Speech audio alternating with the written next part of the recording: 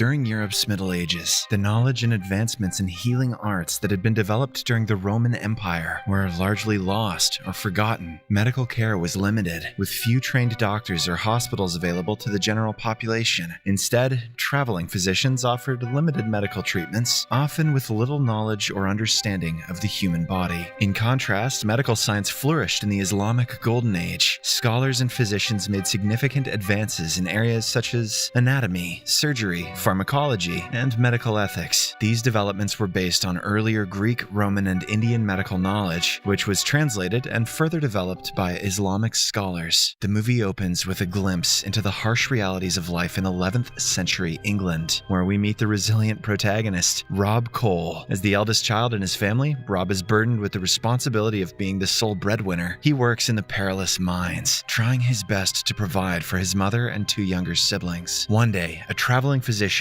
known as Barber arrives in Rob's town. With his captivating charm and enigmatic persona, Barber claims to possess the power to cure a variety of illnesses. That night, Rob's mother suffers from excruciating pain due to a mysterious disease. When he puts his hand over her chest, he feels something scary and quickly backs away, fearing that his mother is going to die soon. He goes to fetch the only medical practitioner in town, Barber. The latter agrees to help, but when they arrive home, a lot of people have already gathered. Since medical science is considered witchcraft, the people forbid Barber from treating the woman. Unfortunately, this turns out to be a bad decision as the woman slowly succumbs to her disease, much to the dismay of her children. The following morning, the two younger children are taken away by the townspeople, along with the household utensils. Now Rob is left on his own with no one to care for him. So he turns to the only person who has shown him any kindness, Barber, the wandering physician. Although hesitant at first, Barber feels pity for the boy and eventually decides to take him under his wing as his apprentice. As the years pass by, Rob and Barber traverse different lands, healing the sick and injured together. Along the way, Rob grows from a vulnerable child to a confident and capable young man. Despite his newfound skills and knowledge, however, he remains curious about the human body and longs to explore its inner workings.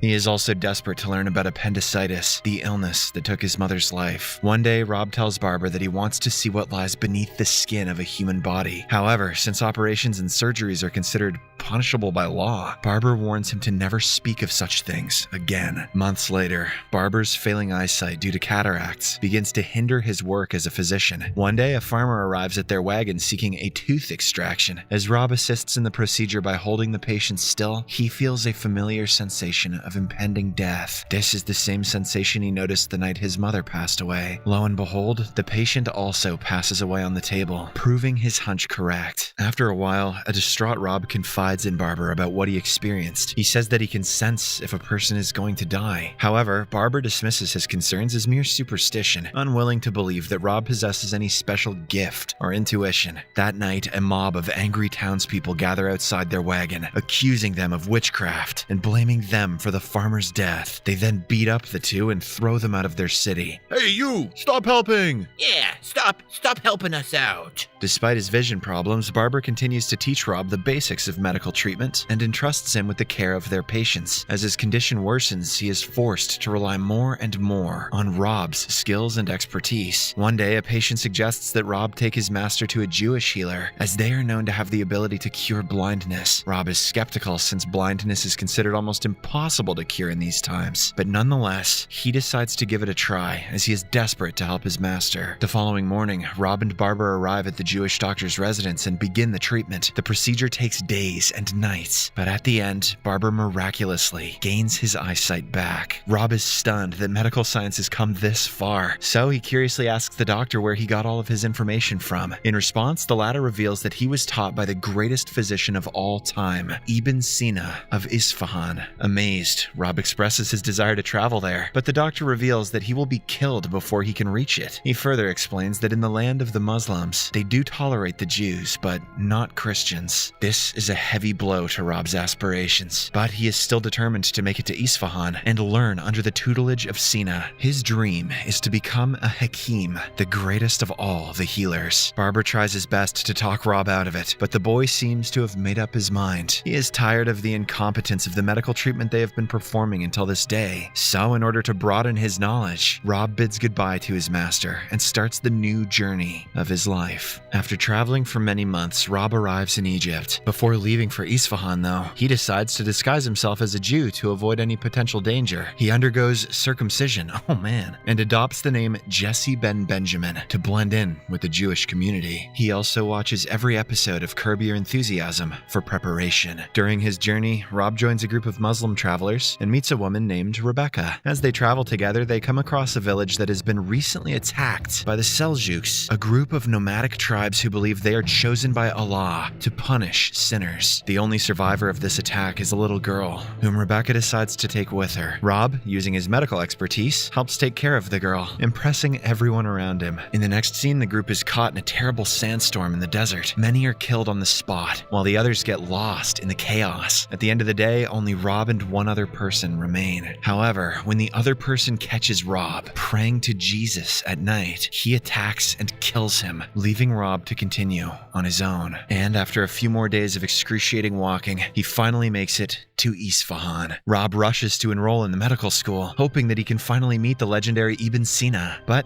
to his misfortune, he is not only rejected, but also beaten by the guards and left on the street. Later on, he is found by a man who takes him inside a room and arranges for him to receive personal treatment from none other than Ibn Sina. Rob cannot believe that he has finally met the best physician in the world. And to top it off, he is also accepted into the medical school, making him scream in joy. As the days pass, Rob gets information about various diseases, which were considered incurable in his country of England. But here, they are mere illnesses, which can be treated with simple remedies. One day, Rob learns that Rebecca is still alive, so he excitedly goes to meet her. However, his expression quickly changes when she reveals that she is going to marry a wealthy businessman. That night, after treating a sick woman, Rob has a heartfelt conversation with Ibn Sina. He talks about his childhood, explaining that his mother died of appendicitis and that no one was there to save her. He also reveals that he can sense if a person is going to die. Rob wants to learn everything he can about medical science, but he is disappointed that even this advanced hospital doesn't have the means to cure appendicitis. In response, Ibn Sina says that surgeries are considered sinful in this part of the world too. But maybe, in the next 1,000 years, things will change. And it will, though I'm not sure if it's for the better. The next day, Ibn Sina brings Rob with him when he is summoned to the palace by the emperor, Shah. It is revealed that the Lord of Seljuks had sent his son to propose a peace treaty, but the Shah beheaded him and sent his severed head back as a refusal. In retaliation, the Seljuks send a man infected with the Black Death disease to Isfahan. He walks around the city, making sure that his disease can spread far and wide. When he is finally discovered, chaos spreads throughout the city like wildfire. Ibn Sina and Rob have a discussion with the Shah, where they urge him to evacuate the city to save its citizens from the deadly plague that is spreading rapidly. However, the Shah disregards their advice and takes no action. Instead, he asks Ibn Sina to accompany him in his hunting expedition through the forest. Black Death, schmack death. It's quail season, baby. The latter swiftly refuses and chooses to stay with his students and confront the outbreak. In no time, infected individuals start pouring in, and the hospital becomes crowded with patients. As the situation worsens, the soldiers close the gates of the city, allowing only nobles to leave. Rebecca's husband is one of them, and he leaves her to die alone. Fortunately, Rob finds her in the nick of time and brings her to the hospital. He takes care of her day and night, and also reads her stories. Meanwhile, Ibn Sina is determined to find a cure for the disease and analyzes the situation. He concludes that the fleas found on mice are the vectors for spreading the disease from corpses to the living. As a result, he orders the immediate termination of all mice. Slowly, the patients begin to recover and the city reverts to its normal state. Rebecca also becomes healthy, and one day she ends up having coitus with Rob, and all it took was a little mouse genocide. In the next scene, all the wealthy people return to the city, including Rebecca's husband. Hence, she reluctantly has to go back with him, despite her newfound love for Rob. Meanwhile, the Shah arranges a celebration to honor Ibn Sina and his students for their brave efforts during the epidemic. After the hospital resumes its services, Ibn Sina assigns Rob to take care of the new patients, one of whom is suffering from acute appendicitis. The patient is a Zoroastrian who asks Rob to leave his body for the vultures after his death, as they believe this cleanses their souls. Rob assures him that everything will be fine, but even after his best efforts, the man eventually passes away. Initially, Rob is distraught, but then he remembers that Zoroastrians don't mind if their bodies are dissected. So, he takes the corpse to a secluded place and performs an autopsy on it. He meticulously meticulously studies the human anatomy and also locates the vermiform appendix. Rob even records his research findings in papers, which he keeps safe. During the course of the next few days, the royal mullahs of the city begin a revolt against the Shah. The reason is that they don't want other communities residing in their Muslim land. In this instance, they join forces with the Seljuks to achieve a common goal of banishing the Shah and the Jews. I'm sorry.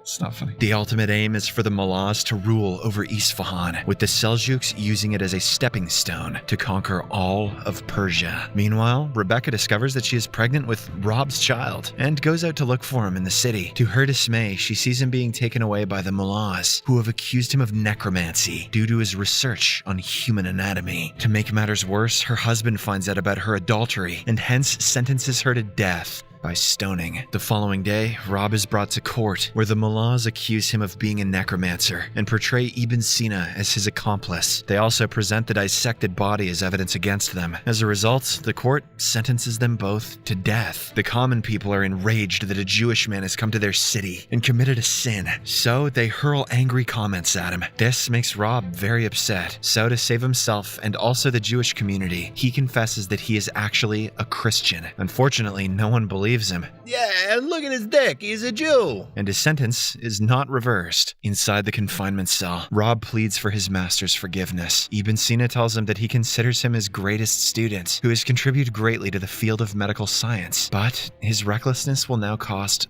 their lives. During their final hours inside the prison, Rob shares his knowledge with Ibn Sina, describing the internal organs and his life experiences with them. Just when it appears as if all hope is lost, the Shah orders them to be freed. It turns out he is also suffering from appendicitis, that's lucky, and is slowly succumbing to the sickness. He knows that Ibn Sina and his student have the cure, so he wants to try it out, even if it means dissecting his body. Rob promptly agrees to help him, but only if Rebecca is freed. The Shah, having no other choice, orders his soldiers to fight the mullahs and bring her back, which they do in the nick of time. After all the preparations are done, Rob starts the surgery on Shah, assisted by Ibn Sina and some other students. It is a nerve-wracking moment for him, as something like this has never been carried out anywhere in the world. But using his knowledge from the previous dissection, he successfully removes the affected appendix. The Shah is now out of danger, and to repay the favor, he promises to help Rob secure the safety of his people. He orders his soldiers to escort the Jewish community out of the city and provide them with all the necessary resources for their journey. Outside, the war between Isfahan and the Seljuks has erupted, with the mullahs attacking the city and burning the hospital. Rob and others gather people around the east gate to flee the city, but Ibn Sina is nowhere to be found. Worried, Rob goes back to the hospital and discovers him there, staring into the abyss. With tears in his eyes, the greatest physician of all time hands Rob the medical records book and addresses him as Hakim Robert Cole. He then stays in the room to die, while Rob reluctantly escapes through the exit. Following this, he, along with the others, manage to escape through the gate and leave the city behind. At last, Rob's dream has come true. He has become a renowned physician and operates a hospital in the bustling city of London, where all kinds of ailments can be treated. He is living his dream life with his wife Rebecca by his side. One day, the old barber learns about his apprentice's success from a little boy who has recently been to the hospital. The movie ends as the two chat all the way there, with Barber boasting that he taught Rob how to be great.